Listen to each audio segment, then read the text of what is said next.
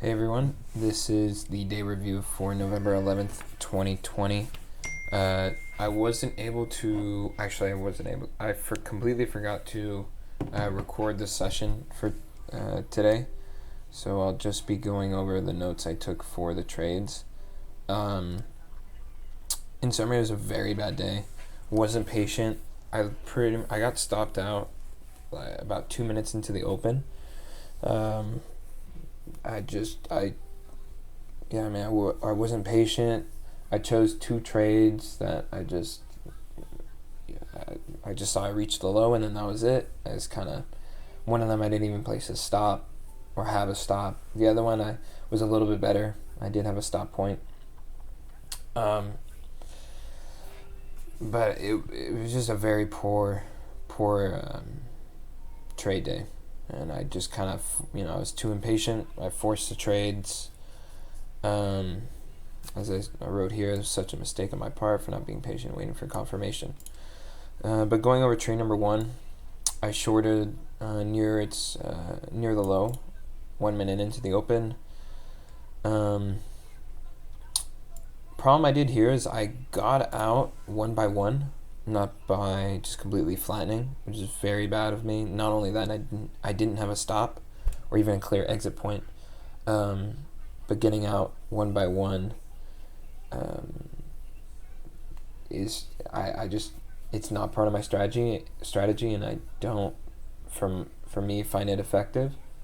When I'm wrong, I want to be fully just out. The premise of the trade's invalid. Out, no more. And I didn't hit the flat button on my keyboard, which I need to get into the habit too, rather than for this example, since I shorted, rather than lifting the offer one by one, I just flattened with the full contracts left. One thing I really screwed up on this trade is the overall entry. I know was not good. I wasn't paying attention to NQ at the time.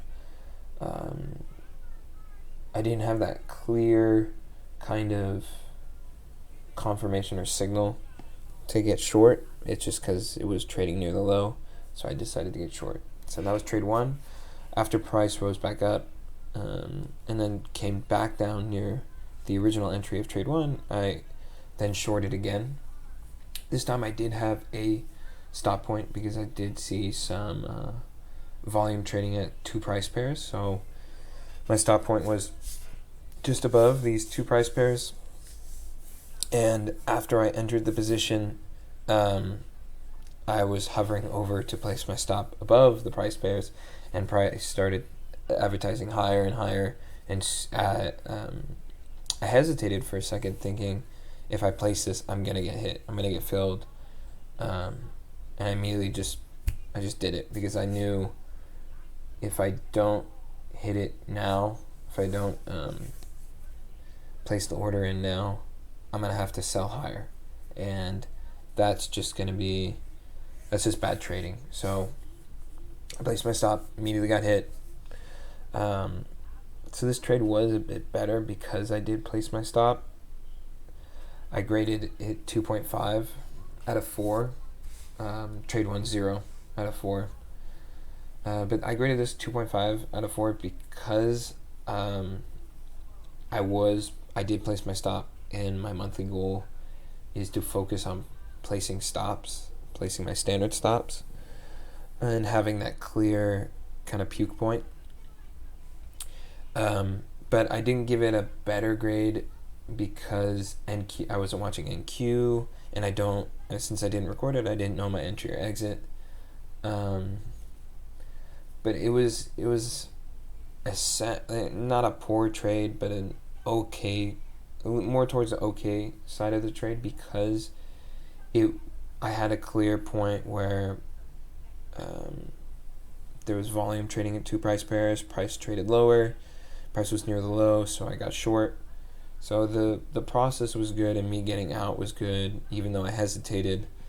But because I don't know the exact entry exit, nor was I checking NQ, I can't exactly give it a higher grade. So 2.5 really was the best grade I can give it. And then regarding why I'm referring to NQ or NASDAQ as watching it, I need to contact Jigsaw because for some reason I can't.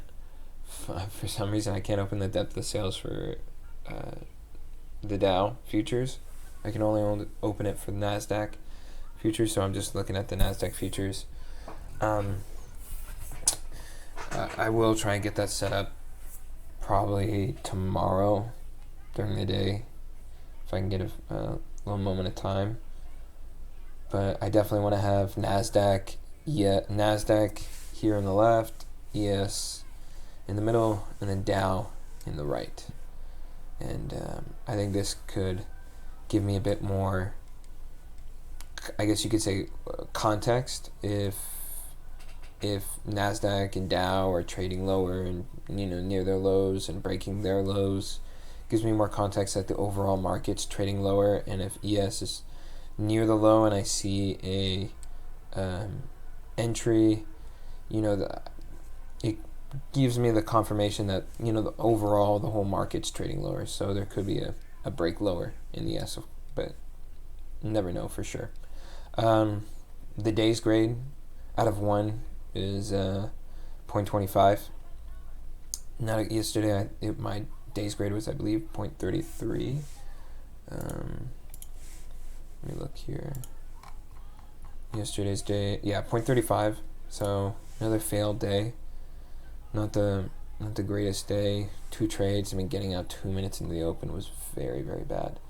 It was. That's just, that shouldn't happen. I took note, though, after I was looking through trade 1, that the past 3 days of trades, when I trade in the first minute, I lose each time. So out of all the trades I've taken within the first minute into the open, they've all been losses, and they all been big losses. About 0.5% of my max daily loss limit is 2% of my trading capital, and each of them are 0.5% in the morning. Some of them a little more, closer to 1. One thing I did notice at 6:55, or actually before this, it was Veterans Day, so I assumed there wasn't going to be too much participation today, and I thought we would be trading kind of sideways in a tighter range throughout the whole day. We wouldn't be trend bound, we would just be range bound. I